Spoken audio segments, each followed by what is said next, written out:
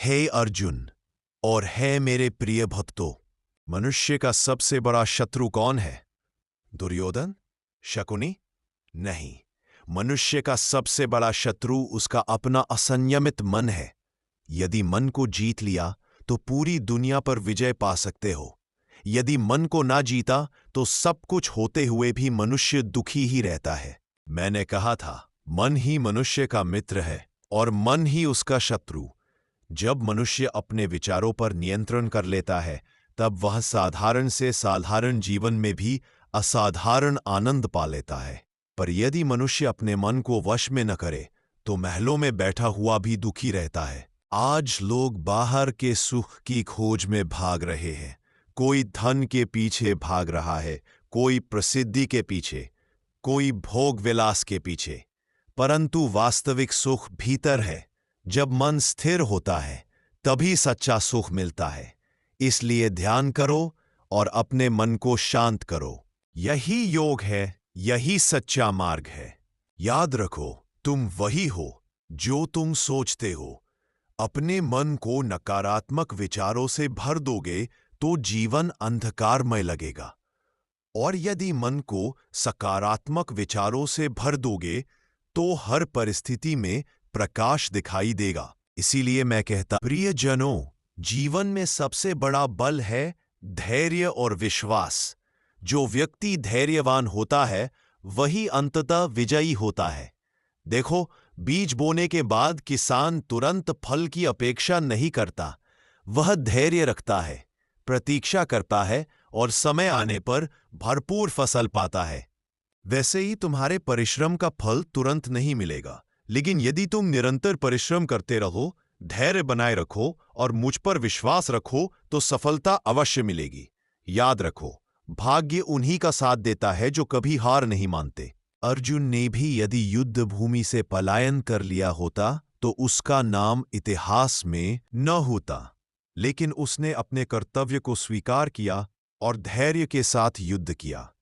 यही कारण है कि आज भी अर्जुन का नाम श्रद्धा से लिया जाता है। हे पार्थ और हे श्रोताओ, जीवन में कभी यह मत सोचो कि परिस्थिति तुम्हारे खिलाफ है। परिस्थिति केवल तुम्हें परख रही है। ईश्वर उसी को बड़ी जिम्मेदारी देता है जो कठिनाइयों को सहने योग्य होता है। इसलिए कठिनाई आने पर घबराओ मत, बल्कि उसे स्वीकार करो। यह जान लो कि तुम्हारे भीतर इतनी शक्ति है कि तुम किसी भी विपत्ति को पार कर सकते हो। भाइयों और बहनों, एक और बड़ी बाधा है आसक्ति, अटैचमेंट। जब मनुष्य अपने कर्तव्य को छोड़कर केवल रिश्तों, मोह और लोभ में फंस जाता है, तब उसका पतन हो जाता है। अर्जुन भी मोह में फंस गया था। ये मेरे दादा है, ये मेरे गुरु है, मैं इन्हें कैसे मारूं?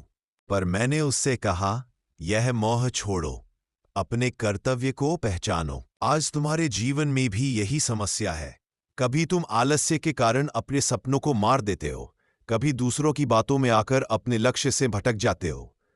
याद रखो, यदि अर्जुन मोह में फंसा रहता तो धर्म की विजय न होती। इसलिए मैं कहता हूं, मोह को त्यागो, अपने कर्म को सर्वोच्च मानो। जो मोह के बंधन से मुक्त हो जाता है वही सच्चा विजयी होता है। हे पार्थ, जीवन की गाड़ी दो पहियों पर चलती है, परिश्रम और संयम। परिश्रम से मंजिल मिलती है और संयम से उस मंजिल का आनंद मिलता है। बिना संयम के सफलता भी विनाश का कारण बन सकती है। इसलिए हर काम संयम से करो, धैर्य से करो और ईश्वर पर विश्वास रखो। हे मित्रों, मैं तुम्हें एक और बड़ा रहस्य बताता हूं, निष्काम भाव। जब मनुष्य कर्म करते समय पल की इच्छा छोड़ देता है, तब वह सच्चा कर्मयोगी बनता है। लोग कहते हैं, मैं मेहनत तभी करूंगा जब फल मिलेगा, लेकिन ऐसा सोचकर वे कभी महान नहीं बन सकते। महान वही बनते हैं जो पूरे मन से कर्म करते हैं, चाहे परिणाम कुछ भी हो।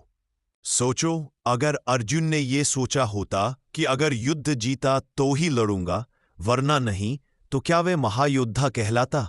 नहीं, उसने युद्ध किया क्योंकि युद्ध उसका धर्म था। परिणाम की चिंता उसने मुझे सौंप दी। इसलिए मैं कहता हूं, अपना कर्म करो और परिणाम मुझे समर्पित कर दो। जब मनुष्य यह समझ लेता है कि वह केवल साधन है, सब कुछ परमात्मा की इच्छा से हो रहा है, तब उसका जीवन तनाव मुक्त हो जाता है। जीवन में हर स्थिति को स्वीकार करना सीखो। सुख मिले तो आभार मानो, दुख मिले तो धैर्य रखो, क्योंकि हर परिस्थिति तुम्हें कुछ सिखाने आई है। यही जीवन का रहस्य है, यही गीता का उपदेश है। आज से ही ठान लो, आलस्य को त्यागोगे, डर को हराओगे और अपने जीवन को महान बनाओगे। तुम वही कर सकते हो जो तुम सोच सकते हो, और अगर तुम्हारे साथ श्री कृष्ण का आशीर्वाद है तो कोई भी शक्ति तुम्हें रोक नहीं सकती। उठो, जागो और अपने जीवन को धर्म, कर्म और भक्ति से रोशन करो।